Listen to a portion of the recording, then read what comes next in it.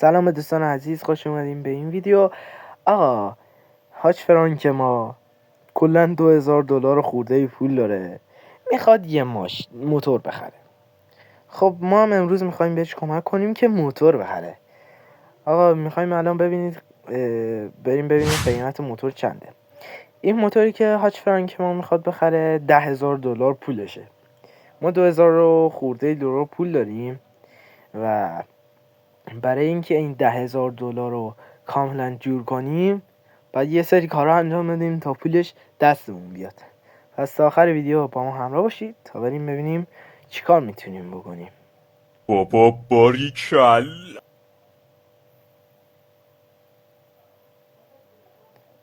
خب آقا اولین کاری که بکنیم بریم اول لباسامون عوض کنیم، یه سیسه خوب داشته باشیم. اینجا یه کت شلوار به عشق خودتون میپوشیم و حالا بریم. خب سوار موتور میشیم. الان باید به نظر من اولین کاری که میکنیم اینه که میریم یه تاکسی پیدا میکنیم، با اون تاکسی پول در میاریم. خب تا ادامه ویدیو با ما همراه باشید تا بریم یه تاکسی پیدا کنیم و با اون کار کنیم.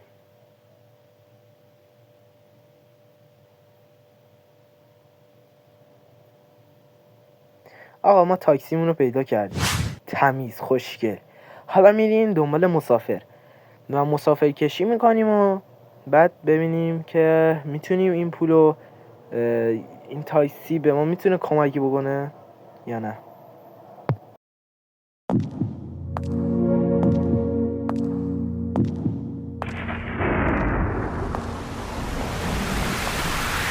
Once again, the surprise by محسن لرستانی. خب اولی مسافر، سلام داداش، خوبی؟ سوار شو بریم که کلی کار داریم.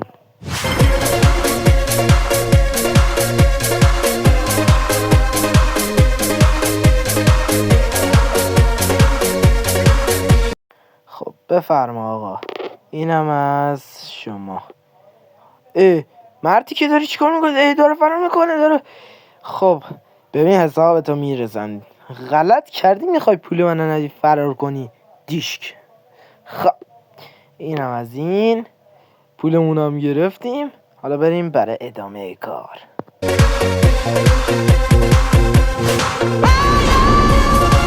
خب بریم برای مسافر بعدی. سلام آقا، خوبی؟ سلامتی شما؟ سوار شو بریم.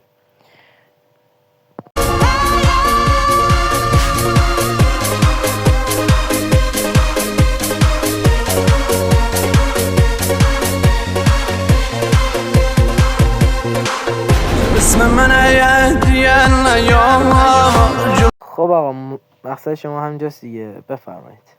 خیلی ممنون، دست شما درد نکنه. خب آقا تونستیم $300 در بیاریم. بریم برای بعدی.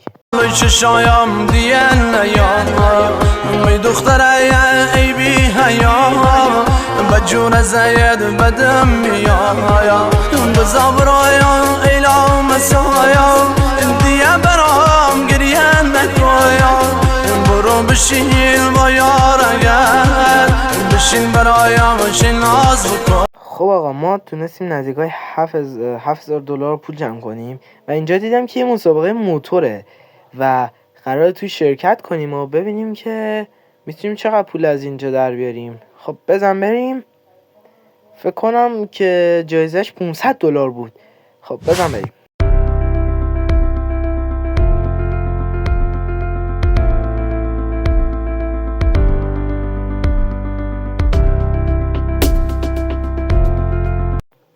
خب آقا اینم از این. اول شدیم و $500 زدیم به جیب. الان $8,231 اینا داریم. خب بریم برای کار بعدی. آقا تا الان ویدیو ما هرچی پول در آوردیم از راه حلال بوده. فکر نکن. و قراره الان بریم دزدی کنیم دیگه. و به نظرم اون $2,000 که مونده رو همه رو دزدی میکنیم و دیگه موتور رو میخریم.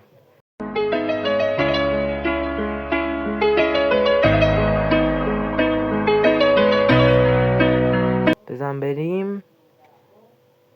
خب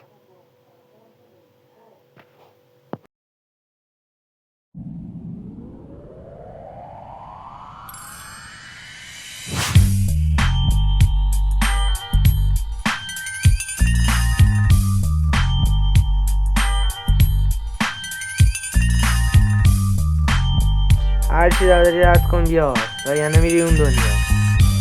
البته ربطی هم نداره، الانم برو اون دنیا میبینم حالا. خداحافظ.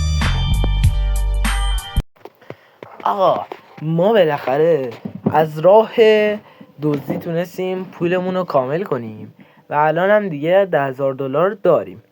حالا میریم موتور رو میخریم و میریم تحویلش میگیریم. اول میریم وارد سایت فروشنده میشیم، اینجا وارد اون سایتی میشیم که اون موتور رو داشت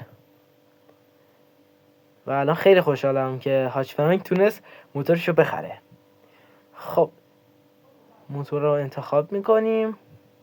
البته این موتور $9,000 خوب بود ولی خب این 10,000 رو بیشتر دوست دارم براش. خب آقا در رنگ سبز سفارشش میدیم.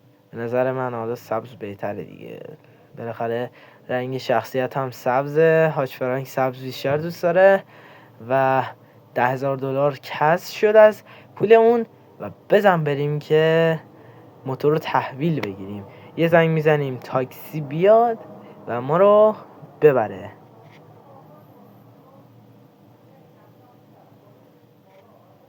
خب قراره بریم اینجا، این جایی که تحویل میدن اینجا انگاری.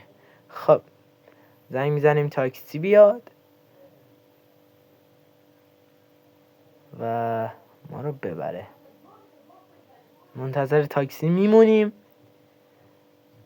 تا ما رو ببره و بالاخره به چیزی که میخواستیم تو کل ویدیو برسیم.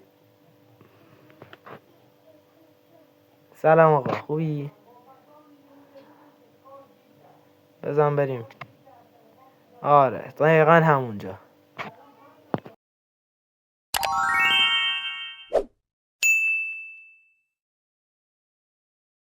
آقا انگاری ما اصلا پول برگشتم نداشتیم، حواسم نبود و الان یه ستاره گرفتیم و پلیس ها افتادن دنبالمون. خب اصلا ربطی نداره، دوست دارم پول نمیدم، به شما چه؟ خب میریم موتور رو تحویل بگیریم.